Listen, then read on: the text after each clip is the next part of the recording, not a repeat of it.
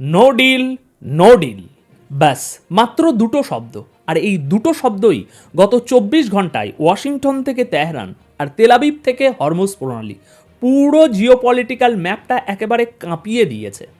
America ভেবেছিল ধমক দিলেই কাজ হবে, ভেবেছিল ইস্তাম্বুলের টেবিলে ফাইল আছড়ে ফেললেই ইরান সুরসুর করে এসে সই করে দেবে। কিন্তু টেবিলের ওপাশ থেকে যে জবাবটা এলো তার জন্য হোয়াইট হাউসের থিঙ্ক ট্যাঙ্কাররা মোটেও প্রস্তুত ছিল না। আমেরিকা বলল, হয় আমাদের শর্ত মানো, না হয় কিছুই পাবে না। ইরান চোখের দিকে চোখ রেখে পাল্টা জবাব দিল, তাহলে কিছুই চাই না, দরজা ওই দিকে। আজ 5ই ফেব্রুয়ারি 2026 শান্তি আলোচনার কফিনে সম্ভবত শেষ ব্রেকটা ঠুকে দেয়া হয়েছে। আর যখনই ডিপ্লোম্যাসি বা কূটনীতি ব্যর্থ হয় তখন কথা বলে বারুদ। তেলের দাম ইতিমধ্যেই বেড়েছে, যুদ্ধ জাহাজগুলো নড়াচড়া করছে, আর ইসরায়েল মুচকি মুচকি হাসছে। আজকের প্রথম বড় খবর, আমেরিকা ও ইরানের মধ্যে বহু প্রতীক্ষিত ইস্তাম্বুল মিটিং শেষ মুহূর্তে ক্যান্সেল বা বাতিল হয়ে গেছে। কেন ভেস্তে গেল এই মিটিং? এর পেছনে কি শুধুই জায়গার সমস্যা, নাকি টেবিলে এমন কোনো শর্ত ছিল যা ইরানের সার্বভৌমত্বে আঘাত করেছে? আসুন ইমোশন পাশে রেখে লজিক দিয়ে প্রতিবেদনটা শুরু করি। দেখুন, রাজনীতিতে একটা কথা আছে, if you are not at the table you on the menu. অর্থাৎ আপনি যদি আলোচনার টেবিলে না থাকেন তবে ধরে নেবেন আপনাকে খাওয়ার প্রস্তুতি চলছে। আজকের দিনে দাঁড়িয়ে আমেরিকা ঠিক এই কাজটাই করতে চেয়েছিল ইরানের সাথে। কথা ছিল এই শুক্রবার ইস্তাম্বুলে দুই পক্ষ মুখোমুখি বসবে, একটা ঐতিহাসিক ডিল হতে পারত। কিন্তু শেষ মুহূর্তে সব ভেস্তে গেল। কিন্তু কেন? উপর থেকে দেখলে মনে হবে একটা সামান্য লোকেশন বা জায়গার বিবাদ এটা। ইরান চাইছিল আলোচনা হোক ওমানে। কেন ওমান? কারণ ওমান ঐতিহাসিকভাবে আমেরিকার মিত্র হলেও ইরানের সাথে সবসময় একটা ভারসাম্য বজায় রেখে চলে। মাস্কাট বা ওমানের মাটি ইরানের জন্য সবথেকে সেফ জোন। সেখানে বসে কথা বলা মানে সমানে সমানে কথা বলা। কিন্তু আমেরিকা বলল না, মিটিং হবে ইস্তাম্বুলে বা ইউরোপের কোনো জায়গায়। এখানেই আসল খেলাটা। ইস্তাম্বুল মানে ন্যাটোর মাটি। আমেরিকা চাইছিল ইরানকে এমন একটা জায়গায় বসাতে যেখানে মনস্তাত্ত্বিকভাবে ইরান চাপে থাকে। এটা কোনো সাধারণ জেদ নয়, এটা হলো সাইকোলজিক্যাল ওয়ারফেয়ার। কিন্তু আসল গণ্ডগোলটা লোকেশানে নয়, এজেন্ডায়। রিপোর্টস বলছে আমেরিকা এবং তাদের পশ্চিমা মিত্ররা এবার শুধু পরমাণু চুক্তি বা নিউক্লিয়ার ডিল নিয়ে কথা বলতে চায়নি। তাদের ডিমান্ড লিস্ট ছিল অনেক লম্বা। তারা চাইছিল, প্রথম কথা, ইরানের নিউক্লিয়ার প্রোগ্রাম পুরোপুরি বন্ধ করতে হবে।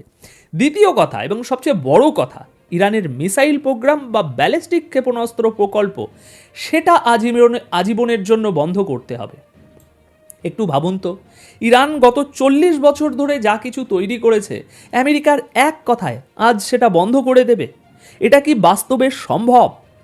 একজন সিনিয়র আমেরিকান অফিসিয়াল এক্সিওসকে পরিষ্কার বলেছেন, তাদের মেসেজ ছিল simple, either our terms or nothing.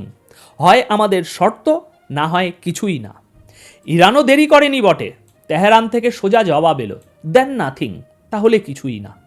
এখানেই মিটিংটা ভেঙে গেল। তাই এটাকে শুধু একটা মিটিং ক্যান্সেল হওয়া হিসাবে দেখবেন না, এটা হলো একটা ইগো ক্লাশ। আমেরিকা মনে করে তারা এখনও বিশ্বের একমাত্র সুপার পাওয়ার এবং তারা যা বলবে তাই হবে। অন্যদিকে ইরান আজ বুঝিয়ে দিল তারা অর্থনৈতিকভাবে ধুঁকতে পারে, কিন্তু তারা ব্যানানা রিপাবলিক নয় যে হুমকি ধমকি দিলেই মাথা নিচু করবে। ইরান পরিষ্কার জানিয়ে দিয়েছে তারা আলোচনায় রাজি, কিন্তু সেটা হতে হবে সম্মানের সাথে, সমানে সমানে। তারা চেয়ার গরম করতে ইস্তাম্বুলে যাবে না। বর্তমানে এই সময়ে দাঁড়িয়ে আমেরিকার ক্ষমতায় যেই থাকুক, তাদের অ্যাপ্রোচটা একদম পরিষ্কার, ম্যাক্সিমাম প্রেশার বা সর্বোচ্চ চাপ প্রয়োগ। সূত্র অনুযায়ী একটা খুব ইন্টারেস্টিং তথ্য আছে। এখানে বলা হচ্ছে, ইরানের তরফ থেকে ট্রাম্পের টিমকে বা আমেরিকান নেগোশিয়েটরদের মুখের উপর বলে দেওয়া হয়েছে, আপনার এই ডিল পকেটে রাখুন, আমাদের ওসবের দরকার নেই। দেখুন, আমেরিকা ভেবেছিল কয়েক বছর ধরে নিষেধাজ্ঞার চাপে ইরান নিশ্চয়ই এখন হাঁপিয়ে উঠেছে। তারা ভেবেছিল একটু হার দেখালেই ইরান লেজ গুটিয়ে সুরসুর করে চলে আসবে। কিন্তু তারা পারস্যের অহংকারকে আন্ডার এস্টিমেট করেছে। ইরান জানে তাদের মিসাইল প্রোগ্রামই তাদের একমাত্র ইন্স্যুরেন্স পলিসি। সাদ্দাম হোসেনের কাছে নিউক্লিয়ার বা শক্তিশালী মিসাইল ছিল না বলেই ইরাককে ধ্বংস করা সহজ ছিল। গাদ্দাফিরা তাদের প্রোগ্রাম স্যারেন্ডার করেছিল বলেই লিবিয়ার আজ এই দশা। ইরান এই ইতিহাস জানে, তাই আমেরিকা যখন বলল মিসাইল প্রোগ্রামও টেবিলের আলোচনায় আনতে হবে, ইরান তখনই বুঝে গেছে এটা আলোচনার নাম করে আসলে ইরানকে নিরস্ত্র করার ফাঁদ। ইরান বলল, আমরা নিউক্লিয়ার ইস্যুতে কথা বলতে রাজি ছিলাম, কিন্তু তোমরা যখন গোলপোস্ট সরিয়ে মিসাইলে নিয়ে গেলে তখন আর কথা বলার মানে হয় না। আমেরিকা এখন বলছে বল এখন ইরানের কোর্টে। কিন্তু সত্যি কি তাই, নাকি আমেরিকা নিজেই আলোচনাটা ভেস্তে দিতে চেয়েছিল? কারণ কূটনীতিতে একটা পুরনো কৌশল আছে। আপনি যদি জানেন যে প্রতিপক্ষ আপনার শর্ত মানবে না, তবুও আপনি ইচ্ছাকৃতভাবে এমন অসম্ভব কিছু শর্ত জুড়ে দেবেন যাতে আলোচনা ভেঙে যায়, আর তারপর আপনি দুনিয়াকে বলতে পারবেন, দেখুন আমরা তো চেষ্টা করেছিলাম, ওরাই রাজি ছিল না। এখন যুদ্ধ ছাড়া আর উপায় নেই।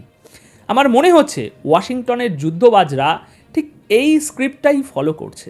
তারা জানে ইরান কখনোই তাদের মিসাইল প্রোগ্রাম বন্ধ করবে না, কারণ ওটাই ইরানের ফ্রন্ট লাইন ডিফেন্স। তাই এই শর্ত দেওয়ার মানেই হলো আলোচনা না করা। আচ্ছা, এই মিটিং ভেস্তে যাওয়ায় সবচেয়ে খুশি কে হয়েছে? তেহরান? না। ওয়াশিংটন? হয়তো না। সবচেয়ে বেশি মজা পেয়েছে সম্ভবত তেল আবিব। ইসরায়েলি মিডিয়া এবং তাদের কর্মকর্তারা তো প্রকাশ্যেই বলছেন এই মিটিং ক্যান্সেল হওয়াটা তাদের জন্য আশীর্বাদ। ইসরায়েল কখনোই চায়নি আমেরিকা ও ইরানের মধ্যে কোনো ডিল বা সমঝোতা হোক। কিন্তু কেন? কারণ ইরান যদি আমেরিকার সাথে ডিলে যেত তাহলে তাদের উপর থেকে কিছু অর্থনৈতিক নিষেধাজ্ঞা উঠে যেত, ইরানের হাতে টাকা আসতো, আর ইসরায়েলের ভয় সেই টাকা দিয়ে ইরান আরও শক্তিশালী হতো। ইসরায়েল চায় আমেরিকা যেন ইরানের উপরে ক্রমাগত চাপ বাড়াতেই থাকে। ইসরায়েলের প্রধানমন্ত্রী এবং তাদের গোয়েন্দা সংস্থা মোসাদ দীর্ঘদিন ধরে লবিং করছে যাতে কোনোভাবেই আমেরিকা ইরানের মিসাইল প্রোগ্রামে ছাড় না দেয়। আজ যখন মিটিং ভেঙে গেল, ইসরায়েল তখন বিশ্বকে বলতে পারছে, দেখেছেন আমরা তো আগেই বলেছিলাম ইরান শান্তির ভাষা বোঝে না, ওদের সাথে একমাত্র ভাষা হলো শক্তি। আমেরিকা হুমকি দিয়ে রেখেছে ডিল না হলে অন্য অপশান দেখা হবে।